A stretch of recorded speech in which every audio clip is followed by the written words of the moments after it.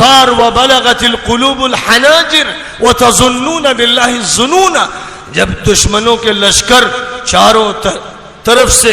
مسلط ہوئے اور مدینے کو گھیر لیا گیا تھا اور یہ لگ رہا تھا کہ اب اسلام کا دم واپسی ہے, اب اس کے لیے بقا مشکل ہے, اور کلیجے منہ کو آ رہے تھے اور آنکھیں پتھرا گئی تھی, اس وقت نبی یہ کہہ رہے تھے جبکہ پیٹ پر 2 پتھر بندھے ہوئے تھے, فاقے گزر رہے تھے, فرما رہے تھے عراق فتح ہوگا,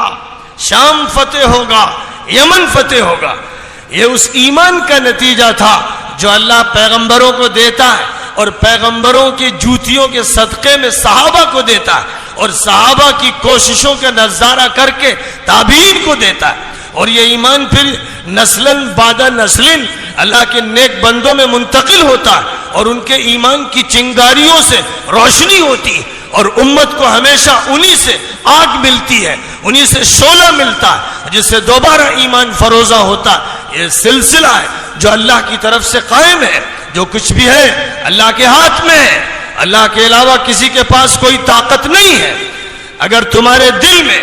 یہ بات ہے صاف سن لو, اگر تم یہ سمجھتے ہو کہ حالات نہیں بدلیں گے کیونکہ امریکہ طاقتور ہے, اگر یہ سمجھتے ہو کہ حالات نہیں بدلیں گے کیونکہ یورپ اور روس کے پاس اور چین کے پاس طاقت ہے, اگر تم یہ سمجھتے ہو کہ ہندوستان میں اکثریت کے پاس طاقت ہے اور یہاں ایک بڑی فوج و پولیس ہے اس کے پاس طاقت ہے, حالات نہیں بدل سکتے, تو خدا کی قسم تم کافر ہو, تم مشرک ہو, تمہارا ایمان سلب ہو چکا ہے. حالات کتنے بگڑے ہوئے ہوں, تلواروں کے نیچے, بندوقوں کے سائے میں اور توپ کے دہانے پہ کھڑے ہو, تب بھی 1 منٹ کے لیے مت سوچنا کہ اللہ کے علاوہ کسی میں طاقت ہے. طاقت اللہ کے ہاتھ میں, جس وقت اللہ چاہے گا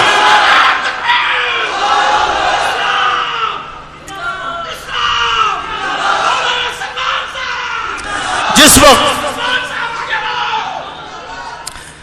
وقت اللہ چاہے گا, جیسا چاہے گا. قرآن اسی سے بھرا ہوا ہے. افسوس کہ مسلمان قرآن کی تلاوت کرتے ہیں لیکن سمجھتے نہیں, قرآن تراویح میں سنتے ہیں لیکن سمجھتے نہیں. قرآن کو انہوں نے صرف برکت کی کتاب سمجھ لیا, قرآن کو انہوں نے یوں سمجھا کہ یہ تعویذ کی کتاب ہے, گنڈوں کی کتاب ہے, جھاڑ پھونک کی کتاب ہے, یا صرف ثواب کے لیے اس کو پڑھا جاتا ہے. قرآن اتارا گیا تھا ہدایت کے لیے, قرآن دستور ہے, قرآن قانون ہے, قرآن ہدایت نامہ ہے, قرآن بشارت ہے, قرآن ایک روشنی ہے, قرآن کے ذریعے سے تسکین ملتی ہے, قرآن سکینت ہے, قرآن اللہ کا بھیجا ہوا نور ہے, قرآن ایک انقلابی طاقت رکھنے والی کتاب ہے, قرآن معجزہ ہے,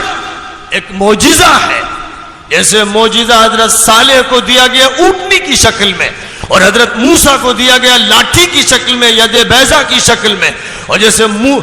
معجزہ دیا گیا حضرت عیسیٰ کو اپنے پھونکنے کی طاقت کی شکل میں اور قم باذن اللہ کی شکل میں,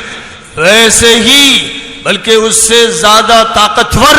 اس سے زیادہ مؤثر, اس سے زیادہ جامع, اس سے زیادہ ہمگیر, اس سے زیادہ تابندہ اور پائندہ اور اس کے زیادہ ہمیشہ رہنے والا طاقتور معجزہ ہے وہ قرآن پاک ہے.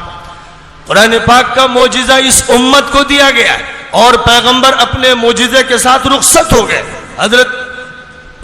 صالح کی زندگی میں اونٹنی رخصت ہو گئی اور موسیٰ علیہ السلام کے ساتھ ید بیضا رخصت ہو گیا, عصا رخصت ہو گیا, حضرت عیسیٰ کے ساتھ دم عیسیٰ رخصت ہو گیا, لیکن نبی کی رخصتی کے ساتھ قرآن رخصت نہیں ہوا. قرآن ایک جیتا جاگتا معجزہ ہے. یہ دلوں کو فتح کرنے والی کتاب, یہ دماغوں کو تسخیر کرنے والی کتاب, یہ پوری انسانیت کی رہنما کتاب, یہ دنیا کے تمام مذاہب کے جنجال سے نکالنے والی کتاب, یہ تمام انسانوں کو پستیوں سے بلند کرنے والی کتاب, یہ تحت سرا سے سریا میں پہنچانے والی کتاب, یہ انسانوں کو اللہ سے ہم کلامی عطا کرنے والی کتاب, یہ دلوں کے اندر نور کی بارش کرنے والی کتاب. اس کتاب کے ساتھ وہ معاملہ امت کی طرف سے نہیں ہو رہا ہے جو ہونا چاہیے. وقال الرسول يا رب ان قوم اتخذوا هذا القرآن مهجورا. رسول اللہ میاں سے شکایت کریں گے, ہماری اور امت کی شکایت کریں گے کہ اے اللہ میری قوم نے قرآن کو چھوڑ دیا, اگر یہ میری قوم قرآن کو لے کر آگے بڑھتی تو جس طرح اس کو لے کر آگے بڑھے تھے ابو عبیدہ ابن الجراح اور خالد ابن الولید اور عمرو ابن العاص اور سعد ابن ابی وقاص اور وہ مجاہد فاتحین جنہوں نے سندھ سے اسپین تک اور چائنا سے افریقہ کے ایک کنارے تک فتوحات کا ایک بازار لگا دیا، جس طرح وہ قرآن کو معجزہ سمجھتے ہوئے اور اس پر ایمان رکھتے ہوئے آگے بڑھے، حالات کی سازگاری کے ساتھ نہیں بڑھے۔ جب چاروں طرف طوفان تھا الحاد کا، باطل طاقتوں کا، ان کے ہتھیاروں کا، ان کی فوج